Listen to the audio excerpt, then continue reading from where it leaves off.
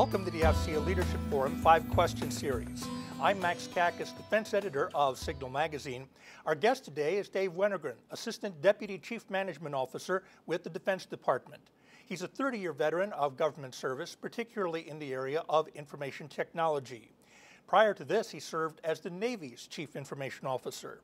Dave was a previous Vice Chair of the Federal Chief Information Officers Council and also worked with the DoD Veterans Affairs Interagency Office coordinating health IT efforts. He's a graduate of Mansfield State University and the 2008 winner of the General James M. Rockwell AFCEA of the Year Award. Dave, welcome to AFCEA. Thank you for joining us today. It's my pleasure. Now, a lot of your experience has dealt with helping to manage information technology in the workplace and for that matter, in the largest federal agency in the government. In addition, you're working with an agency that's primarily military in focus. So almost all of what you do has to mean something in the end for the warfighter.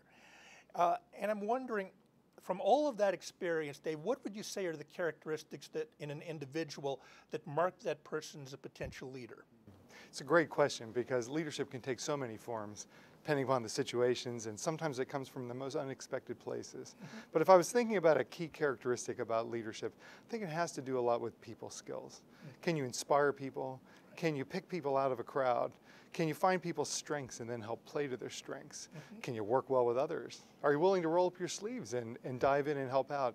And are you willing to know when it's better to just step back and get out of the way and let people's creativity be unleashed? There's a lot of things that go into being a leader, but it's awfully hard to lead if nobody's riding with you. Now you've had the benefit of working with a lot of good CIOs, Dave. Some that come to mind are people like Roger Baker at the Veterans Affairs Department. Casey Coleman, we just did an article with Casey about mobile computing for Signal Magazine. When you look at individuals like Roger and Casey, and you just mentioned a lot of the skills, people skills, what's the one that stands out to you the most in terms of the importance, in terms of doing the job? Yeah, there's a lot of things that come to mind with leadership. You think about courage and commitment and words like that. But if I could sort of focus in on today's world and the places where we all work, or many of your listeners work, large, complex organizations, I would think it's this set of skills around being a positive and relentless force for change. It's just so crucial and important today to be positive in the sense of understanding the other, being able to be a good listener, helping to figure out how to create win-wins in complex situations, and then the relentless side of it, once committed, to be all in, to be relentless in your follow-through and relentless in communicating about what needs to be done. Larry Bossidy once said, leaders get the behaviors that they themselves exhibit and tolerate. And it's such a crucial point. You will be judged so much more by your actions and what you did, and did you care enough about it to come back and check on it again? Now, also when you're a leader, you look at ways that you can measure success with the people that you're leading. When you are looking at your own leadership and whether you're successful or not, what's the metric? What's the measurement scale that you look at when you're trying to determine whether you've succeeded as a leader? Yeah, sometimes it's the subtle things, you hear your ideas in other people's words. So often, when you're trying to be successful at changing something, you have to escape from the fabric of the organization, to get away from I'll say the antibodies of the status quo. And so, leaders will come in and they'll somehow get escape momentum and velocity to create a new idea. But that idea will never outlast the leader's time and attention if you can't be good at figuring out a way to fold it back into the fabric of the organization so that it can sustain long beyond your time in leading it. So I think the mark is when you start to hear your ideas and see your ideas in other people's actions and results, and now it's things that they own.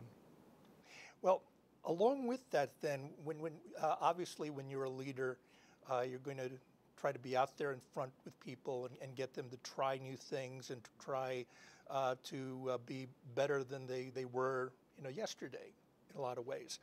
But going along with that sometimes is you also are going to fail. And I'm wondering, what would you consider your greatest failure, and what exactly did you learn from that? Yeah, there's lots of lessons about leadership, about being able to take chances and being able to take risks and being willing to fail and recognize that that's not the end of the game. Sure. I find from my life experience that things seem to go wrong when we forget about all these leadership lessons that we've been talking about for the last few minutes, and we fall back on our emotions. That can be just such a catastrophic path to despair, if you will. Because, we talk about these things about positive forces for change and being able to listen constructively, be able to use business judo and create win-wins, and so other people have skin in the game. And yet sometimes we become very entrenched in our positions, and that's when it usually goes wrong. Because if it becomes emotional, then it becomes personal. And when it becomes personal, then change just doesn't happen.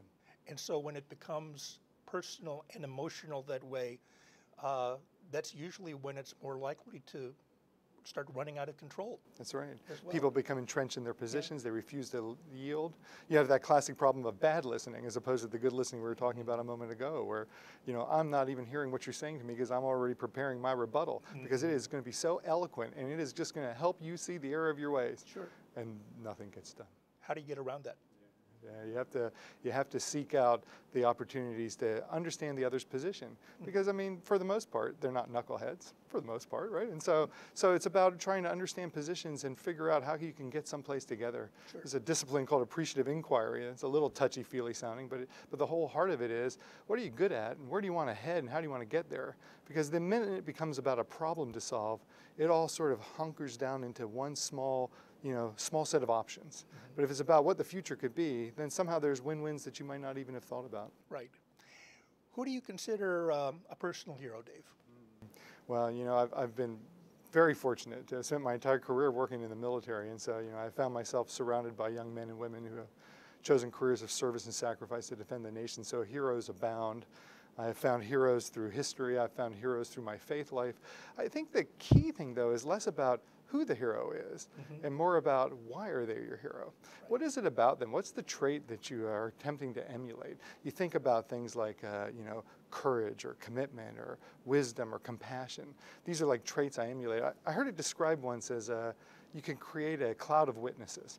That if you think about the people that you admire and respect most and think about what is it about them that you admire and respect, you can have this sort of, say, invisible board of advisors and think about what would they do in a situation like this, and then sometimes really difficult situations where a change leader often feels like they're on a windy corner. You may not be quite so alone.